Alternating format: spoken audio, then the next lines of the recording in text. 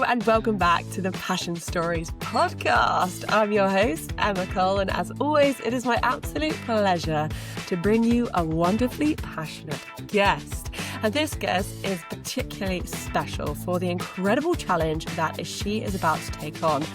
And it got me thinking a lot about taking on a challenge and what that looks like for different people and what that looks like maybe for you, maybe for me, maybe for all of us. And I think just giving yourself a challenge can be such a wonderful thing, no matter if it's a huge one, a small one, but it can just really help focus the mind. And as we'll find out in this episode, also help us feel a lot of gratitude, which is definitely really, really important. And I'm absolutely buzzing to have Esmée Gummer on the podcast to share all about her incredible challenge called the Nations UK, where Esmée is running the UK. She's running to every single city in the UK over 99 days, starting in Inverness in Scotland, making it all the way down via Northern Ireland and Dublin, and heading to London, where she will finish. Esmée is also the founder of the Say Yes Club, an incredible running club community, which she's going to tell us all about. She's also a fitness and strength and conditioning coach, and an all-round super positive human. But Esmée has an incredible backstory, and her reason for why she runs is incredibly powerful, and she's going to reveal all of this to us. So without further ado, let's welcome to the podcast Esmée Gummer. Esmée, thank you so much for coming on the Passion Stories podcast. Absolutely buzzing to hear this one. Let's start with the Nations 5K. Where did this idea come from?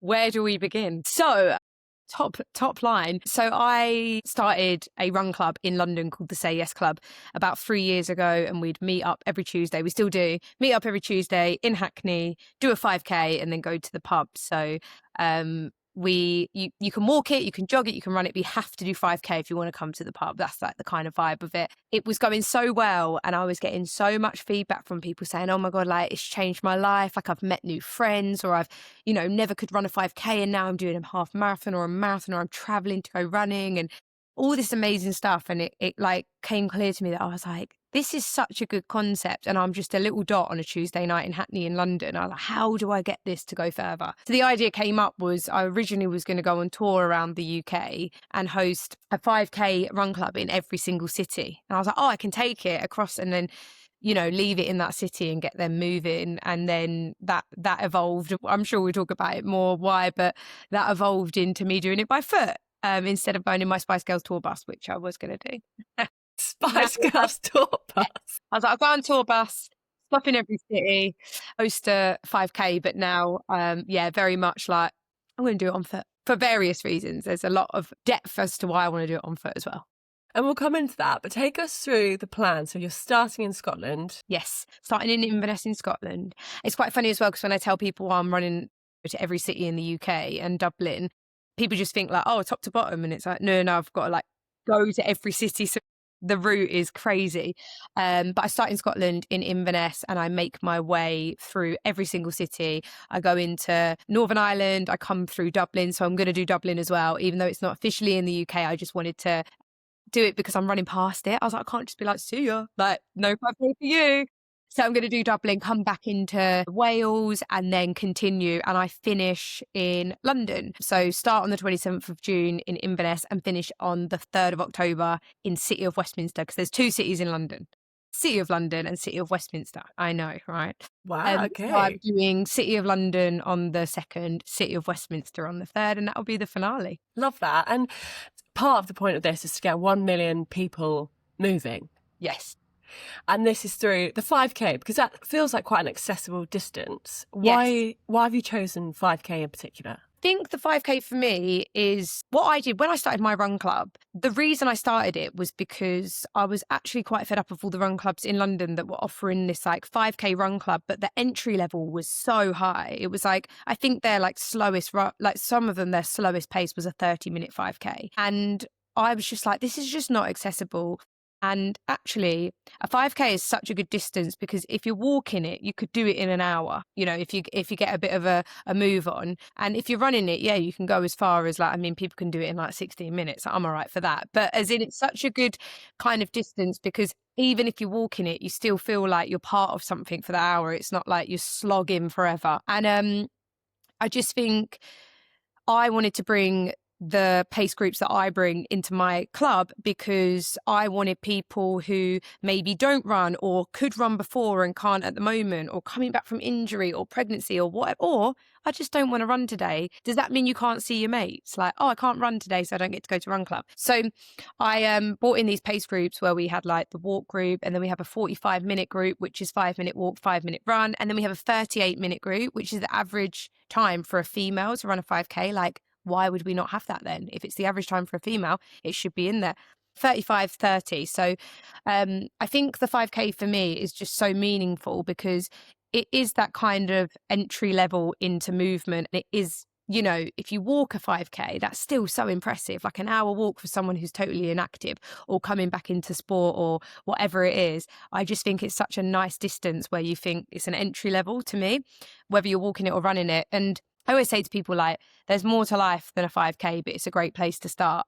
If you can get out there and aim for that, it's a really good place to start, and it could change your life in many different ways, whether that's that you continue running and you take it further or quicker, or you go into something completely different. But I think the 5K really does, start a journey for people with whatever that means to them. And that's why I really like that distance. Absolutely. And let's talk about the running outside of the 5K, because you're also running the entire distance between each city. How many kilometres are you going to be doing in total? Yeah, so in total, it's about 5,000 kilometres, and that's including the 5K run clubs every evening. Essentially, I'm doing 50K a day on average. It will never be that distance. Like sometimes it will be more, sometimes it will be less. But on average, you're looking at 50K a day for 99 days. Oh, how are you feeling about this? It's quite a funny one because this challenge, I believe it's so unique because it's not a selfish challenge. It's not like me saying, I'm going to go and run 5,000 kilometers. Watch me do it. Like, look at me. Aren't I so impressive?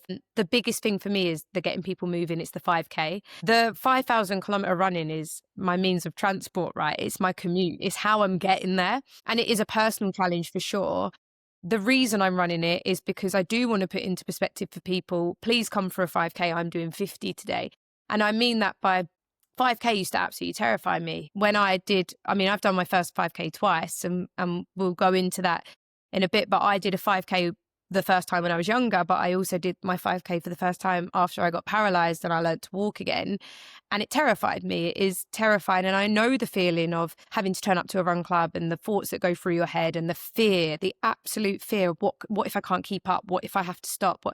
And I think the 5K doesn't scare me anymore, but 50K a day for 99 days certainly scares me. And I think I want people to feel like I'm on their level with them. Like, I'm terrified today to run 50K. So if you're terrified to come and do 5K with me, like, don't worry, we're in this together. So it was the run itself. It just doesn't feel like it's a top priority in terms of to worry about. Actually, I'm more worried that people aren't going to turn up to my run clubs. I'm more worried that people are going to be too afraid to come. I'm more worried that I'll miss out on people coming because they didn't feel like they fit in or they were welcome. So actually, where all of my energy is going into that side of it and making people feel welcome and part of it and, safe to come along, I can't really think about that bit yet. I'm training for it, really training for it. But it's just not there at the moment. Do you know what I mean? Yeah, it'll be there when you're on day 90. When I get to Inverness and I'm like, 3, 2, 1, go, I'll be like, I've got to run 50K a day. But for now, I'm parking it. Maybe it's just like I'm in denial. It's an absolutely amazing thing to do. And especially because of, you mentioned there that you've done your first 5K twice. Mm. You went through like a serious life-changing episode. Will you tell us what happened? Yes. So I grew up dancing and I was always running and dancing. I absolutely loved sport. I always used movement. I wanted to go to dance college. That was like my goal. I wanted to be a dancer. And I got a hernia. So for anyone that doesn't know what hernia is, I had it with my intestine in the groin. So it's basically your intestine pops through the muscle wall. It kind of like tears through and you just have it pushed back in. They put some mesh over it and then it keeps it in. And it's not that common in females, but I ended up getting one during dancing. bouncing because I'd had appendicitis when I was younger, and I'd had keyhole to take that out, and then I'd ended up getting a hernia through where they'd like opened me up for the appendix. It was just a really unfortunate thing to happen, especially for a female, because it's quite common in men. So I went to get it repaired, and it's a really, really simple procedure. And I had a reaction to the anaesthetic. So while I was under and they were starting the procedure, I started seizuring under, and they had to kind of stop the surgery, sew me back up, bring me back round. But then when I came back round, I just continued seizuring for 8 hours. So as a consequence of that, I was left unable to move from waist down. So they didn't know like kind of what had happened for a while, and like they had to kind of, it was a bit of a guessing game, and how do we move her and do we move her? So I was like left lying for quite a while before they then were like, right, let's start aggressive physio. And I was learning to like walk again on parallel bars and things like that.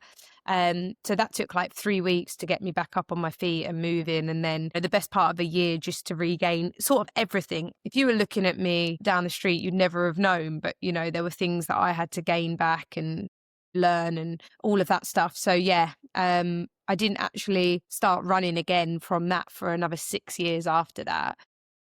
Wow. And I probably could have done it sooner, but there was some things that happened. I went on my first ever run and my leg went completely limp, and I thought it had happened again, and it really terrified me. And I kind of personally gave up running, and I more mentally was like, I can't, I'm too scared. If I run and I get paralyzed again, I just don't want to go back there. I'm just happy to walk.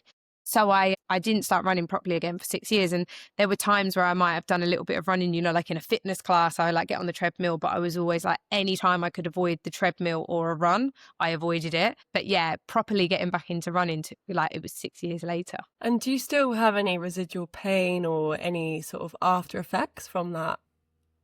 Yeah, so situation? I have these like episodes that we just like don't know what it is, and it's just a consequence of what it would be called brain damage, because it's so broad and complex, and there's not much research and funding in, you know, brain and spinal cord injuries and things like that. I'm guessing in the future they'll go, oh, you've got this, and it will be a something. But right now it's, you know, when I spoke to my neurologist, it's very broad. It's like, it's just a form of brain damage. I get like episodes where my leg will just go completely limp, and I just can't like lift it or move it very well. It kind of goes limp from hip to knee. So then the bottom of my leg is okay, but the top isn't. So I'm dragging it along, and yeah, it's probably some sort of nerve thing. And, you know, I'm under a neurologist, and we're constantly looking into it and testing. But it's a shame really, because we don't know when it's going to happen, and then it happens, and then you're kind of like, how did it happen? And it's been going on for years. I've probably had about 6 episodes over the past like 14 years. So yeah. I mean, to go through all that and to be running, you know, 5,000 kilometers, how does it make you feel when you look back to that episode to where you are now? Yeah, it's a weird feeling, because I always, you know, I really feel like I am a different person to that person. Like when I tell that story or I look back, I see that Esme as just this other person. And I just think it's because after what happened to me, it changed me so much, and it changed my mindset and who I am and how I deal with things and what I went on to do, that I just feel like I'm just this like completely different person to the girl that was like laying there paralyzed. And it was definitely, you know, that moment shaped everything for me now and who I am.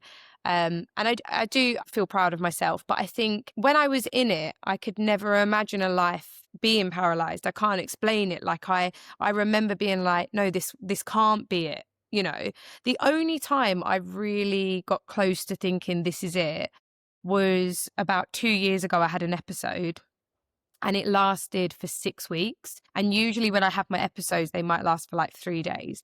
But this one was just so strange. Like it just didn't go. And I ended up in A&E a couple of times, like with it. And like some other complications happened where I had a big swelling in the top of my like left thigh and stomach area, where I think fluid was building up because I wasn't moving.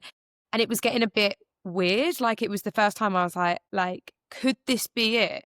Like, did I learn to walk again? And I've done everything that I wanted to do. And now is this the moment it goes? And I think I got to about week 4 and I remember turning around to my boyfriend and saying, this could be it. Like, this might be it. And instead of us waking up every day being positive, it's going to come back. It's going to come back. Like, if it doesn't, what are we going to do, kind of thing. So it's a strange feeling because I think I don't look back at when I was paralyzed and think, oh, like, I don't feel like I was ever going to walk again. I just didn't believe it. Maybe I was just a bit naive and young. I was 18. I really felt it though 2 years ago. Like, oh, maybe this is it. And I think the most important thing about that one was if it had gone, I'd be disappointed at the things I can't do anymore, but I could definitely sit there and say I did everything I wanted to do, because the promise I made to myself when I was 18 and I learned to walk again was I'm not going to say no to anything unless I have to, because I know I'm going to be in this position again one day. And it might be because of this problem I've got, or it might just be because of a completely other reason. An injury, old age, something medical, an accident again, like it could be unrelated. So I think, yeah, I do look back at that time and think, wow, look where I am now, but more so look back at it and say, keep doing everything you can because it could be taken away from you so quickly.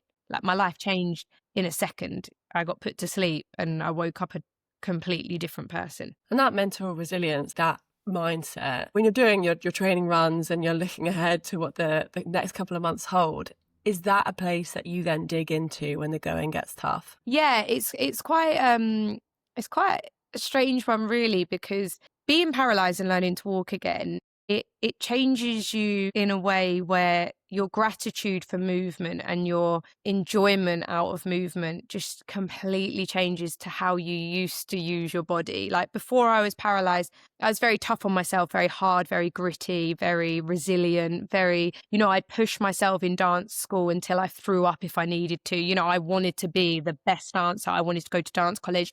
The culture of dancing growing up was strict. It was, I was working so hard to get into dance college and it was so competitive. And I was willing to take myself and my body to any place because I wanted it so badly. And I think it's so strange because then I got paralyzed and then you have this kind of different way of looking at life where you're like, I am so grateful that I can move. And actually you turn really kind on yourself and you actually are really nice to yourself. So when it starts hurting, you're like, oh, it's okay, you chill. Whereas old me would have been like, don't you dare stop. You need to keep, And it's quite interesting. I think there's 2 ways that people like motivate themselves. And most people will motivate themselves with determination and grit and anger and fight. And I think I motivate myself a lot now through gratitude and positivity. And that's why I wouldn't say I'd ever put myself in the category of someone who's going to go for a fast marathon. Like maybe old me before I got paralyzed would have been doing that. But I'm just grateful and I just don't care how long it takes because I just want to keep going and keep moving and enjoying it. So yeah, I think when the going gets tough, it's my motivation now doesn't come from like grit and determination. I'd say my motivation comes from like pure gratitude, just moments of we're so lucky we can do this. And I think when I'm on the challenge, and I don't know, look, don't get me wrong, like it's going to be tough and there's going to be days where I'm like really struggling. But I can imagine when I'm on there, a lot of it's going to be, this is amazing. Like, this isn't punishment. You're running the whole UK. You're doing something you enjoy. You get to meet people. You get to change people's lives. Like, that's where my motivation would come from. I think it will come from the people I'm meeting rather than my old experiences, if that makes sense. Yeah, completely. And I think that's a very refreshing mindset to have, especially in a world where we've got so many people doing these amazing ultra endurance challenges. And sometimes it feels like it's more of a, how should I say, a social media marketing explosion than it is like a really refreshing, like I love movement mindset. And I mean, you mentioned earlier that you're a woman doing this challenge. That's really important to you, setting paces that are the average that a woman does at 5K. How important is it to you for being a woman taking on this challenge in the spotlight? Yeah, I think this is one of the main drivers, right? So when I told you earlier about the Spice Girls tour bus, like I think being a female got me off that bus. I think at the time that I was, this has been on my mind for 18 months to 2 years. This isn't a stunt. I didn't wake up and go, I'm going to run the UK, which we tend to see a lot, like you said, people just doing things and you think, but why though? And I think at the time that I was, sitting there thinking, how can I get the country moving? How can I get more people moving for their mental health, their physical health, their social, all these things, I was like seeing so many challenges go up, and predominantly men. And I didn't know whether I was only seeing men because only men were doing it, or if I was only seeing men because the women weren't getting put in the spotlight. And I still don't know. I'm still torn, because part of me, I got quite addicted and obsessed with this. And I was looking into it and Googling and this and that and the psychology and why. And I just got really, really lost in it all. And I thought, is it that women don't think they'll be well received? Is it that women go, well, if I do that, are people going to care? And I will be honest with you, this is just the way it is. This is just the way we are as humans. When a man does something, we are like, whoa, that is insane. And when a woman does it, we're like, cool. And I don't know why. Like, I wish I had the answers, and I hope I find out. But the reason I want to do this is I do want to spotlight women, not even me. I don't want to do this to become like, this, oh, look, that girl who did that. No, no, no. Like, every woman that has ever done something impressive, like, I want to bring them along with me. I want their name to be known at the end of this. I want to spotlight them. And like I said, I don't know if it's a media problem. I don't know what it is, but we're going to find out. And yeah, so being a female representative in this space is really important to me. I think highlighting how different it is for a woman to do something like this as well, what comes with it. We're incredibly talented at endurance. Women are actually amazing endurance runners. We are great endurance athletes. But we also have a full cycle and a period, and I'm very aware of that. When I do the challenge, I'm going to have my period 4 times during the challenge. And it's not just the period, it's the PMS, it's the lead up to the period, it's the ovulation, it's all the bits in between. My cycle particularly, I probably get 1 good week. The rest of them are just meh, and then that 1 week's terrible. And I really do want to highlight that, because I'm not saying that because I'm doing this on my period, women are better than men. I'm saying it's a consideration. Men are amazing at what they do, but we also have this. And I think that's really important. This isn't, we're better than you, or, well, I have to do it on my period. It's, let's consider this as well. And so I do want to spotlight that side of it and make it, well known that it's going to cause complications and change like my mental health throughout it, my physical body and how I show up. But yeah, it's funny. I see a trend that a lot of men do challenges to say, look at me. And I am noticing that more. I challenge them. I say to men, oh, why are you doing it? I'm going to do, X amount of X in this many places. But why? Like, what is your why? And they do come back to me and say, oh, I want to motivate people to move. I want to inspire people. Like, I want to be an inspiration to many people to think, well, I can do that too, or something similar. And what's lacking for me is like, where do the people fit into that? How are you inspiring them by showing up on Instagram, this beautiful version of doing what you're doing? And do you think someone just wakes up in the morning and goes on Instagram and goes, oh my God, wow, I'm going to go and move? And I think that's why it's so important to me that I'm taking it mega old school. Like, I'm turning up in people's cities, like almost knocking for them, like, guys, come out and run with me. The most important thing about this challenge is inspiring people to move, not from watching me, from being with me and me actually showing up. So I do think this is quite a unique challenge in that sense. There's a lot more to it than just, look at me, I'm running 5,000 kilometers. And I think that's really, really important to me. Completely. And I think I absolutely love that, because obviously all these challenges are amazing, but when you're in the world of Instagram and it's just like comparison central, it's like, how does the average person access that wonderful challenge? How do they access that motivation? I'm just loving the accessible 5K. I think it is a super wholesome, good vibe. And behind you, you've got an amazing coach who also happens to be the man that you call when you want to do an ultra endurance challenge, Chris Taylor. How has that training been going? Yeah, I mean, it's been incredible. I met Chris Taylor in the desert. I went to the Jordan desert to run 250 kilometers over 5 days. And I think that's really important as well. I have been running ultras for years. I've been running marathons and ultras and doing these challenges for years. And I think that separates me from a lot of people. I haven't just woke up one day and said, I'm going to run 5,000 kilometers. Like, this is in my blood. Like, this is something I love. I run longer so it doesn't end. I love it. I don't want it to end. I always say to people when they're doing a marathon, especially their first marathon, I'm like, you spend the whole thing waiting for the finish line. When's it coming? When's it coming? When it's coming? I'm saying, stay out there for as long as you can. when you're running a marathon, you are untouchable. No one's emailing you, asking of you, can you do this? Can you do that? Stay out on the course, because I'm telling you now, as soon as you finish that marathon, your phone's going off, you're going back to work. Have you sent that email? Can you pick me up? Trust me, make it last. Unless you are going for a PB or it's extremely important that you get that time, make it last. It's the best day of your life and everyone loves you. Everyone's rooting for you. They're rooting for you on that marathon course. So, I got absolutely, obsessed and I loved it when I did my first marathon. It then turned into an ultra. It then turned into multi-stage ultras. And I was like, wow, this is amazing. I just want to keep pushing my body. And then I got to the point where I want to start bringing people along with me. And I started taking people out to Sweden to run 260 kilometers. I took a group of 26 people out to Sierra Leone to run a marathon, like these most random places in the world. Up Kilimanjaro, I've done that twice. And, I just want people to feel this amazing feeling of, if you put the work in, that the challenge and getting to that finish line is amazing. So I was out in Jordan doing 250 kilometers over 5 days, and I met Chris Taylor pretty much on the start line of day one. And we ended up running I think about 20K together, and we were just chatting away. And I was brand new to this. I was so naive. I went out to, I have never done anything like this. I go out there, I haven't got the right gear. We were meant to wear gaiters on our shoes to stop the sand getting in. I didn't have gaiters because I'm stupid. I had Tesco bags put on my feet and they had duct tape Tesco bags around my ankles, like the funniest photos. And Chris Taylor's just there right, okay, experiencing this.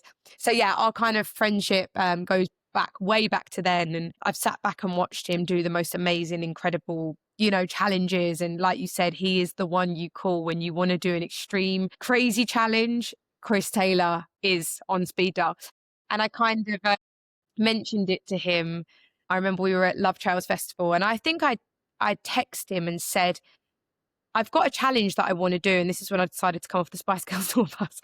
I've got a challenge I want to do, and I would love for you to be part of it. And I think he must get a lot of messages like this, right? If he is the one that you go to, he must get oh, well, what are they doing now? What do they want to do? And I wonder if and I'd have to ask him, does he get those messages, but they never actually happen? The people say they want to do it, but they're they don't. Something better comes up. I went to Love Trails Festival and I said to him, do you want to know what it is? I'll tell you. I haven't told anyone. And I told him and he was like, whoa, okay, are you sure? Kind of thing. And I was like, yeah. And then he even said to me, you said it then, and I still thought, really though? Really? Because he said the distance alone, but actually hosting 77 run clubs, he was like, I wouldn't know anyone that would be that selfless to do that when they're running 5,000 kilometers. So he was like, right. And then he was like, but actually, if anyone's going to do that, it's Esme. And then a few months later, I said, it's game time, we're doing it. And he was like, what? And I think it really hit him. And we spoke even last Friday, and he said, I can't tell you how excited I am for this, because it is so different to anything I've ever done. And I think I love that. I love that he's saying the sentiment is so different. It's not just about you.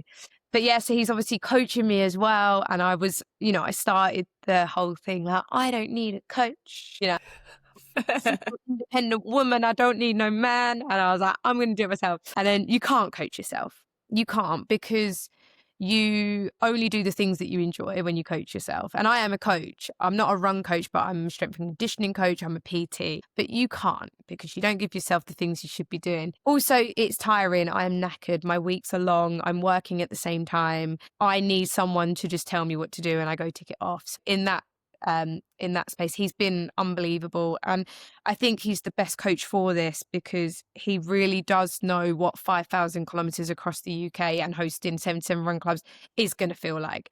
You can't Google that, and I was so lucky as well to be able to go. Red Bull took me to the Athlete Performance Center out in Austria, and I was just so lucky. Only athletes go out there, and I applied, and it took me months and months and months. And with the chance that I wouldn't get in, I was just applying and going through all of it with them. And you can't even apply. I'd managed to get in there to ask them and whatever. And I went out to the Athlete Performance Center, and it was just absolutely unbelievable, because you can't Google how you run 5,000 kilometers. Chris Taylor can say, oh, this is what it's going to feel like and we can do, but I don't know how my body does it. And I went out there and I had all these tests done, and I mean, unbelievable, money can't buy. I had all these strength tests done and these blood tests done and these scans done, and they figured everything out to check that I was my body could actually do this. And it was unbelievable. And even Taylor was able to take that information and then tailor it as well, and the plan. So yeah, it's been incredible having him, and it's been incredible having, the support from Red Bull that can put me out there and bring this together, because how do you train to run 5,000 kilometers and host 77 run clubs in 99 days? I don't know either. So yeah, it's been invaluable. It's amazing as well, because it feels like it's not, as you say, like one person just doing all this running. It is a team, it's a community, and it's going to be a community of people all around the UK, which is just awesome. I mean, when you look at this and you look back at like your whole life, what is the one piece of advice that you would give your younger self, knowing what you know now? Think just having the courage and the guts to just turn up, because I try and show up now